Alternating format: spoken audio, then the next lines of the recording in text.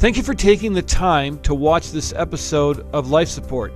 If you enjoy the content, we would ask that you like it, hit subscribe, and share it with your friends. Pastor Paul is off this week, so you're listening to a conversation with Five Stone Media's Lee Bailey Sealer and Sergeants Noel Flesher and Adam Hernke at the Minnesota Jail Programs and Services Conference, held recently as part of the Minnesota Sheriff's Association. At Life Support, we are all about seeing what God can do with the chaos in our world and with the negative aspects of life.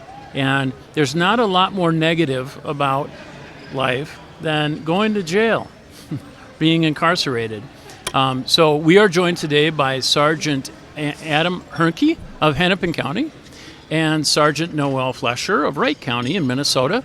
And we're going to talk about jail programming. And we want to hear from the experts about what is happening in jails today, and maybe what we would like to happen, and what God is doing. Let me start out this way. I think a couple of years ago, if someone had asked me about jail programming, I would have been pretty confused, because I thought people went to jail and just kind of sat there and were punished for a while until it was time to go home. But I have learned since that there is programming in jails. And I think there's a lot of people who maybe don't know that people actually do things in jails. They don't just sit there. So why don't you start out by telling us what is the purpose of programming in jails, and what does it look like? Typically, at the heart and soul of it every day, we provide education. So that education takes on various forms. And like you mentioned, there wasn't a lot of information about programming within the jails. People are surprised to learn when they do realize how many Christ-centered programs that are offered, at least in both of our facilities. So things have evolved, where typically we were focused more on adult basic education, typing letters to the courts and communicating with their probation officers and that kind of thing. But we also realized they're at such a vulnerable state when they come in that we are kind of lucky to have them stabilize while they're in the jail with us, and that we both realize that we need to have that mind-soul connection and that Christ-center based, and that's a lot of the programming that we've built, which has really evolved since we both have been in programs. Mm-hmm. Right. And we like to think of it as a captive audience. They are in jail. Couple different definitions: jail versus prisons, pretrial facility, innocent till proven guilty. They're just waiting to go to court. They're fighting their cases. They don't have anything to do. That's where jail programs comes in, offers them something to do, be it constructive or relaxing. Could be anything from writing to yoga to church services. That's what jail programs as a whole tries to offer. Sure. And how does someone in jail, and just a reminder, I think a lot of people think, like I did, people are in jail to be punished, but most people in jail are actually not guilty of anything yet, right? They haven't been found guilty, so they're in a facility kind of in limbo, trying to wait to see what's going to happen to them. Yes. Go ahead. In Hennepin County, we are 100% not guilty. Huh. Everybody is fighting a case. There's no sentenced individuals in our jail. So, to your point, everybody. Interesting.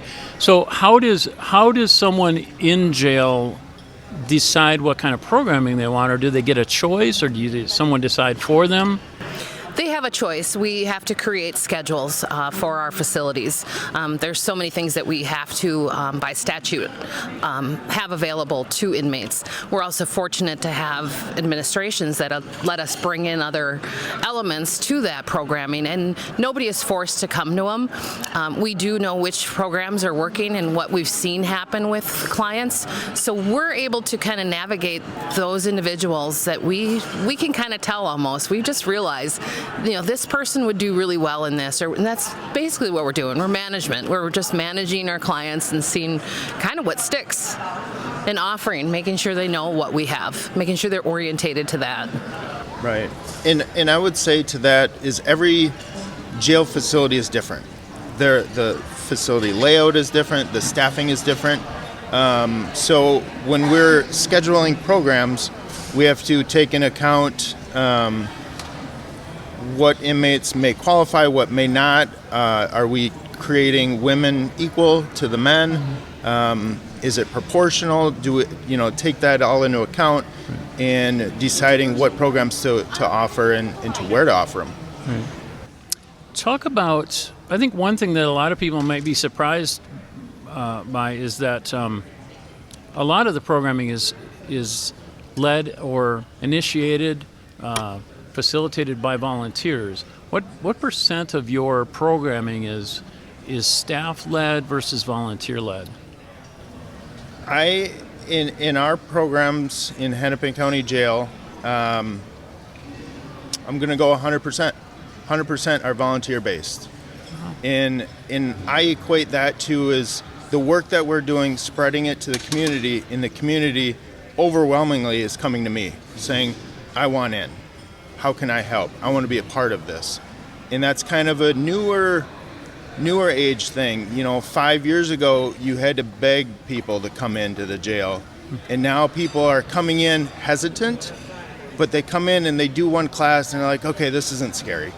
Like, I can do this. And then they see the help that they're providing and they just want more. So, yeah, how does someone get in a position like yours if someone was interested in programming? They're interested in law enforcement, but they want to make a difference in a facility. How did you get to your place? Is it a calling? Is it a...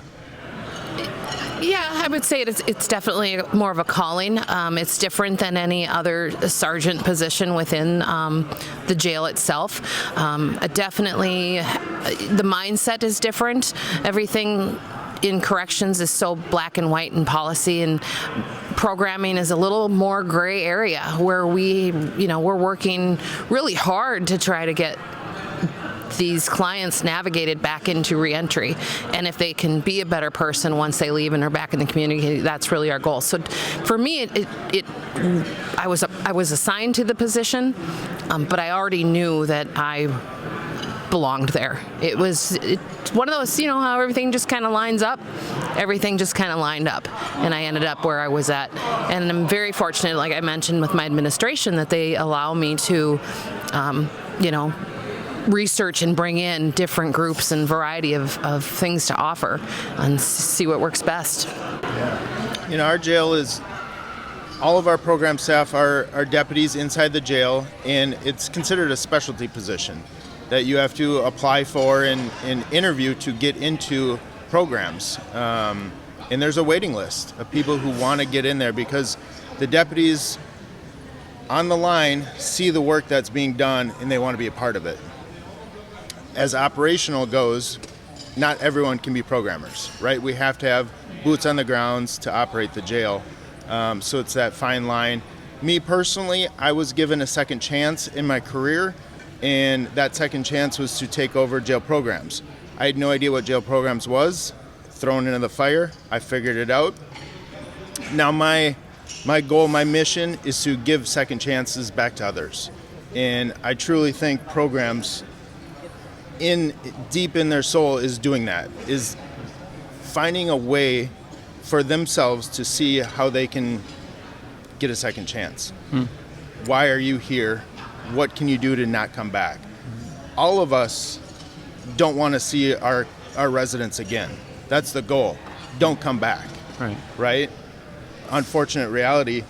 They do come back, but I think maybe you would agree with me that we're seeing some of these clients come back like they've been repeatedly, but now they're a little bit better person even when they're coming back in.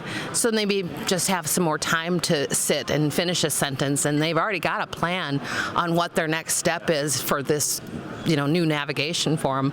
And just to kind of piggyback off that too, it's people want to be in the programs department in our facilities. Like he said, there's a waiting list. So a lot of the counties that are even here today, they rotate their programming staff out because it is kind of a specialty that people want to have a part of. They've seen what we can do. They've seen how it's different than what's happening on the floor, and they think, maybe they've got, what it takes too. Once, give them a chance. Sure. I imagine it sort of gives you a little bit different perspective than if you were, say, working in a squad on the street or somewhere where you're just seeing sort of the negative parts of the job. You get to see a little bit of the hope, right? Talk about, have you seen programming make a really big impact in anyone's life where you see a lot of people who don't have a lot. They've had a lot of negative experiences in their lives and maybe jail, and they come into a program and they do a little bit of learning, or they go through Freedom Riders or whatever it is. They have some kind of a good, positive program that can spark some kind of a change in their life. And you talked about second chances, and having a second chance. We're in the end of Second Chance Month here in April, and giving people a second chance when they might feel like they're at their lowest point, and sparking a little bit of hope. Talk about how you can do that for someone, and how does that, what does that look like when you see someone come in negative, they don't feel like they have any options in life, and then all of a sudden they learn something that they maybe learn about themselves a little bit. I do have one fairly recent. A deputy working a housing unit asked me if I would go talk to someone who got locked in their cell. And I just said, what are they locked in for? Fighting. Okay. So I went up and talked to them, and I asked what's going on, and they said, well, someone took my phone. It was my turn on the phone, so I squared up, and I was ready to knock him out. And I said, did you? He goes, I didn't, because I just got done with a life skill workbook from you on anger management. And in that life skill workbook, it said every action does not require a reaction. And right then at that moment, when I squared up, I thought of that book that I just finished, that you gave me a certificate of completion for, and said, I don't need to do this. And the deputies were screaming, put your hands down, lock in, and I just locked in. He goes, but I'm mad that I'm locked in. I said, but if you would have fought, what would have happened? Well, I would have went to SEG. I would have been locked in for days or weeks. I learned something. I learned that I can change. My normal self before today, I would have fought. Now, I realize I don't have to. Right there, that's a pretty good testament of that program, of just that one workbook that one individual took, and it really changed his outlook. Oh, that's pretty good. It's really good. One of the things that we work through, we have our curriculum, our reentry curriculum, Lifeblood and Life Edit, works towards pro-social connections and behavior, and that's what you're talking about, making decisions based on a positive outcome instead of a negative one. Yeah. Relate that a little bit to the volunteers. What's the explain the value of creating some pro-social, positive relationships with people from the community. I think a lot of people might be surprised to learn that just the average person that comes in to volunteer doesn't really have a lot of training. They don't have a lot of, say, theology. They don't have a degree from a seminary. They're not. Sometimes they're teachers, maybe, or something like that, or they could be anything. But they're really just regular people. And what is the value of just having a relationship with someone from the community? How can that make a difference? It's invaluable.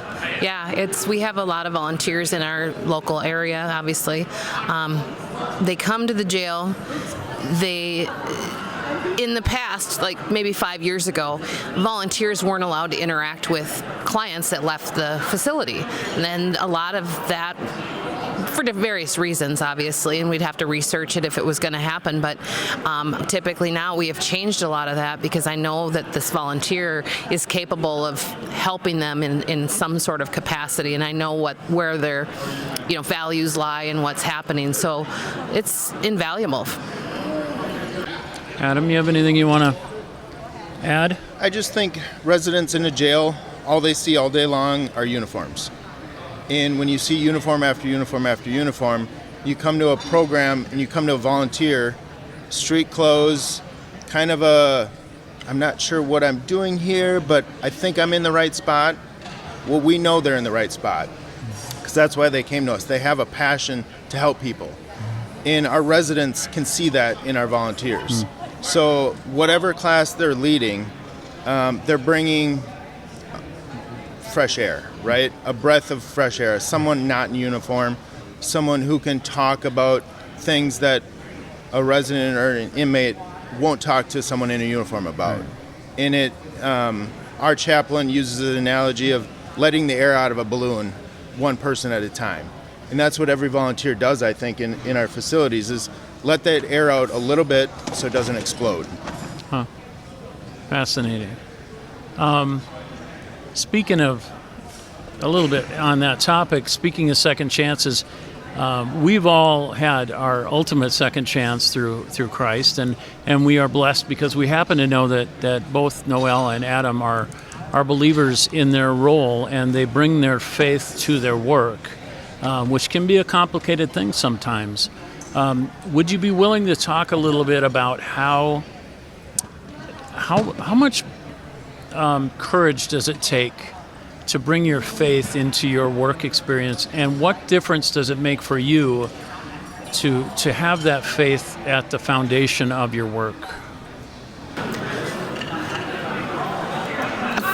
I think the older I get, the easier it has become to incorporate my faith within what I'm doing. I'm fortunate where I have been surrounded in my current administration of faith-based, so it's fantastic.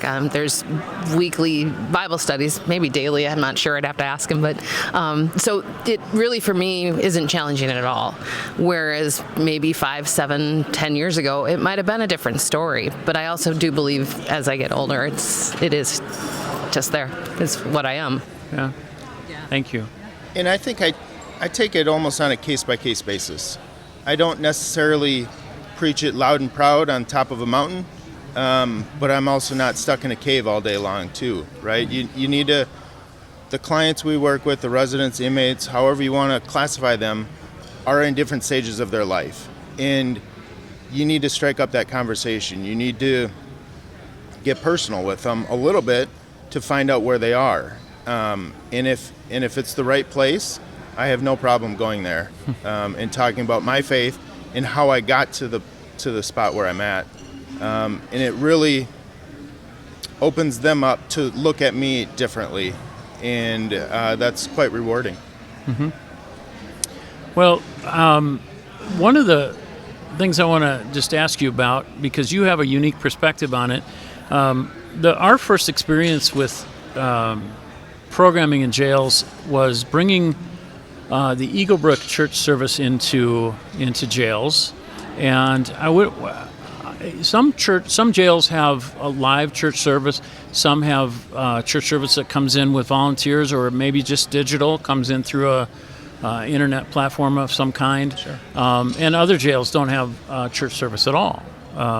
So talk about why you think it's important for there to be a presence of worship or church service for a jail experience. Optionally, for people who are incarcerated, they aren't required to attend church or anything like that, just so we're clear. But what's the value of that?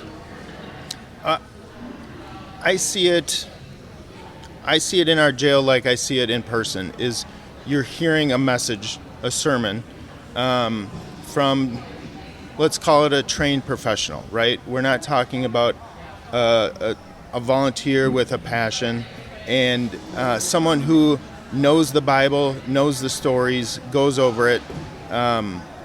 You get to hear that. You get to hear it from that pastor wearing the robe, And the other thing, the other thing that our residents find so rewarding is the music, is to hear the music in church. I don't know of a church that doesn't sing a song or have instruments. We don't have instruments in a jail. In a jail, they're considered weapons. So to not be able to have hands-on, but hear them, hear the tunes, hear the, whatever instruments may be played, is something that they don't ever get, and they can't get enough of it. Right. I've had to actually rearrange my schedule in programming around some of the music because it is very disruptive for other programs going on. So I just moved that program somewhere else so we can allow that loud music happening because they really appreciate it. It reaches deep. Yep. So thank you for being here, and we really appreciate your time. Anything you want to add before we go?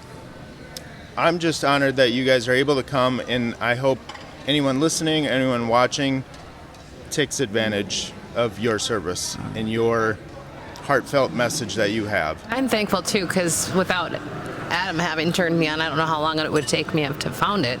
So I'm really grateful as well to have learned of it. So we appreciate it. It's awesome. And we've already had, clients saying, oh my gosh, I went on a Sunday after I got out of jail with a whole group of guys that were in my, halfway house. And I was like, whoa, that's cool. Yeah. That's working. That's cool. So Thank you so much. From both of us, thank you. Yes. All right.